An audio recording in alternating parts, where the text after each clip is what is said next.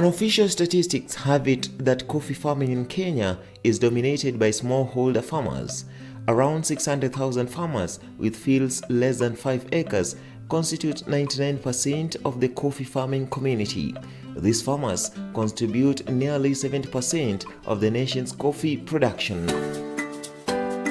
In Kenya, coffee is grown in highlands between 1,400 and 2,000 meters above sea level, major growing areas being around Mount Kenya region, Nakuru and Machakos. Today, in the outskirts of Chuka town, at the heart of Tharaka Nithi County, we paid a visit to Mr. Japhet Njeru, a retired teacher as well as a retired church elder who is now enjoying his well-deserved rest in farming. One of the crops he is passionate about is coffee. He starts by giving us a brief history on coffee farming in Kenya. When Kenya became a colony, the white settlers started coffee farms in Kiambu. And when they were there, they started having problems of lack of cheap labor. Therefore, they introduced some taxation called hard tax and poor tax, so that when people are going there looking for money, they get cheap labor. People used to move all the way, even from Meru on foot, to Kiambu to go and work in the white farms. Dr. Clive Ivan, a household name in the history of the PCA Church, is credited for ensuring that Africans got permission to grow coffee, a crop that was exclusively being grown by the whites during the colonial period. And the Europeans used to argue that if Africans are allowed to grow coffee, they will be stealing their coffee from their farms. When Dr. Ivan came to Chogori area around 1920s, he realized the problems the locals were having in terms of poverty. Therefore, him and the wife started thinking of how they can introduce coffee in Chogori area. They took some time from 1930 to 1935 to put the whole issue in prayer. They prayed so that God can give them direction. And around 1935, God gave them direction. He went to the Regico, because he was a member of the Regico, and argued on introduction of coffee in Chogori area. They were around, and the Regico, the one that was acting as a parliament at that time, allowed coffee to be grown in Meru and the Kisii area. You know, there was some propaganda at that time that if you grow coffee, your farm will be taken by the Europeans. Therefore, a few accepted. Still, there was some resistance. The ones who are members of the independent churches refused to grow coffee, but even some of the members of the independent churches, a few of them, also accepted to grow coffee. Therefore, coffee was grown around Chogori area around 1935. He started with his own small factory. Then it extended to Kamara around Chogori area, and coffee growing started. And when coffee was grown, the area changed economically. The coffee industry in Kenya was at its peak in the 60s through to the 90s. Njeru is one of the privileged children who went through school with relative smoothness thanks to his parents' coffee farming. During the colonial period, there were some farmers who are called better farmers. My father was one of them, whereby the government, though it was during the colonial period, whereby they were allowed to get loans, they were allowed even to grow coffee. He was among those who grew coffee in its initial stages. And that coffee really helped us in the family, because we were around 12, and all of us, we went through the school system with no problems. Some went up to the university, others to any other level one wanted. As far as the money was not a problem at that time because of the coffee industry. Unfortunately, in this dispensation, the coffee sector is marooned in a myriad of challenges. So, according to Bwana Njeru, when did the proverbial rain begin beating the industry? The coffee industry was really helping this Meru area, even other areas in Kenya. But during the era of President Moi, the crop dropped. Coffee growing was interfered with, and it got a challenge, and it went down. From that time even up to today, the coffee industry is not very stable. It is not as profitable as before, and the problem is in the area of marketing, because the inputs or what you put in, the input you put is not what you get. Actually, it really goes through very many cartels. And for example, sometimes you even wonder, when you harvest your coffee, it goes there, it really stays before you get your payment, the payout. Yeah. Therefore, it is not as effective as before. PCEA, being the pioneer charge in ensuring that coffee farming was granted to Africans, retired Elder Njeru challenges it to do more in its operations to revive the sector, since it enjoys the majority of coffee farmers as it is congregants. I think the church should look for a method of reviving that industry. And I propose, because the main problem is marketing and long chemicals, the church can start a department of agriculture whereby they can employ competent people.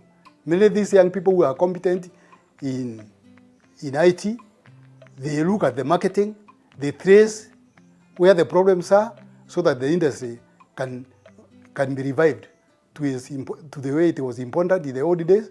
It was really helping in the areas of paying fees, in the areas of even helping people economically at their homes. It's true. That can be a good solution, because let the church be like the old church, the church of the old. Because the old church was really concerned about the economic base of the parishioners. Even today, they can do something like that, and it can really help. Let the church not be narrow. The government is also challenged to walk the talk.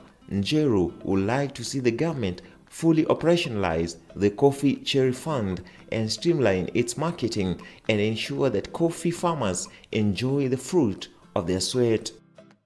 It's not doing enough, and I think most of it is paperwork. It does not really come to the ground, what they say. And you only hear it from the media. Actually, on the ground, it's not like that. Because like now, for example, my last crop that I harvested last year, even up to now, we have not been paid. Therefore, but if you hear from the media, you can think that you take your coffee there, then you are paid immediately. Therefore, sometimes it's very theoretical. Actually, coffee growing is good. If the government with the church, if they can revive the marketing and they fight the cartels, there's need for people to grow the coffee, because internationally the market is okay. The problem is in between. Apart from coffee farming, Bwana Njeru has diversified his agriculture.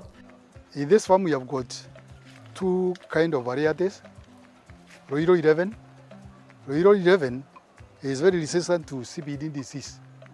And the person who discovered or who played a big role in the discovery of Roiro 11 was from Chogoria area, a product of Dr. Evan. Those people who had grown coffee in the very beginning, they produced their children. That man called Dr. Kavara, he went to Makerere, he became a doctor, and he's the producer of this Roiro 11. Yeah, Roiro 11. Hii variety inaitwa Mbatian. It has got good seeds, but it has its own disadvantages. It is really affected by CVD, even drought. And what I'm trying to do, I've started engrafting it with Roiro 11.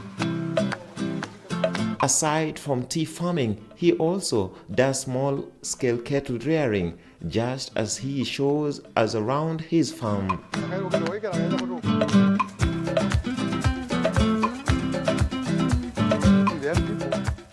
Because we are aging, when they are doing what you are calling the second hustle, second what? Hustle. Let them take over. Like here now, come on, my children, they come and start You know, I've given the foundation. Therefore, for them now is kama ni ng'ombe wanachukua 2-3 wanaendelea. Yeah. They should not only be Nairobi. In the spirit of the Jitegemea philosophy of the PCA Church, Mzee Njeru encourages the younger generation to embrace agriculture as a serious means of income. The PCA Church believes on kujitegemea, and as my children were growing, I was really trying to inculcate that to them, that for any success or survival, it has to come from you. Jishinde, ushinde. You should not rely on the brothers, the sisters. Rely on yourself. For the others, you just get their support. Therefore, because of that, some of them have had it. Like one of my daughters, on being self-reliant, has even started an hotel called 789 Montel, and I see it as a kind of self-reliant, and I also see it connected with the coffee, because though I was having money from other areas, even from employment, almost half of the university money came from coffee. Therefore, the foundation that was ready by coffee, you can see now it has extended. It has even produced a big motel, a big one. Therefore, we can't say that coffee is completely bad. It has is area of good side. Yeah. And because of teaching that, even others on agriculture, there are some who have become fake farmers. They are in Nairobi, Kamuru area. They have kept very many pigs on that theory of PCA of Jitegemea. Watoto wasiangalie mzazi. Let them also start working, not being lazy. Not being what? Not being lazy. The PCA says, fanya kazi. Fanya nini? Kazi. Self-employment. And we really emphasize on that.